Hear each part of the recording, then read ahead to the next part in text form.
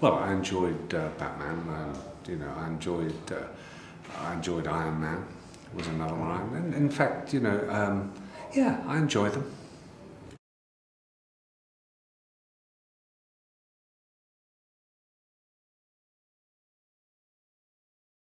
And no, other than, this is the origin story of Hal Jordan. As you know, there are 5 different Green Lanterns, of course. Over the 40 years it's been in existence.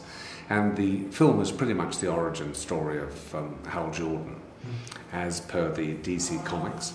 And we didn't stray much from that. I mean, we had the writer of DC Comics, certainly the Green Lantern, the latest series, he was with us to make sure that we didn't stray too much from the original story. I tested actors. I think I tested about 8 actors that I remember.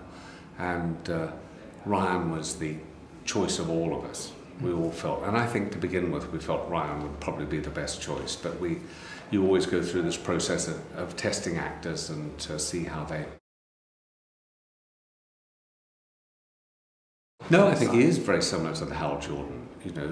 In the comics, he's this very reckless, cocky, irresponsible character who is chosen to become a Green Lantern, the last guy you would ever expect to be selected. And that's what he is in the comics. He has this relationship with Carol. He's always arguing with her. She always thinks he's irresponsible and is always trying to put him right. But I think all of that's very true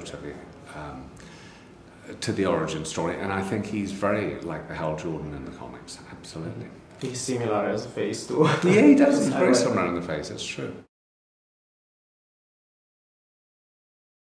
Yeah, roughly 3 months of film. It was 100 days, 101 days. I think we actually filmed in New Orleans, and the rest of it was all, of course, visual effects and all the stuff that comes up, conceptual stuff. The way we were going to.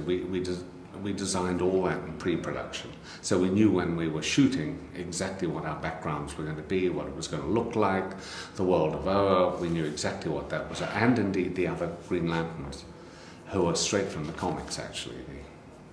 The other characters you see. Yes, yeah, that's very heavy, the post-production on these films.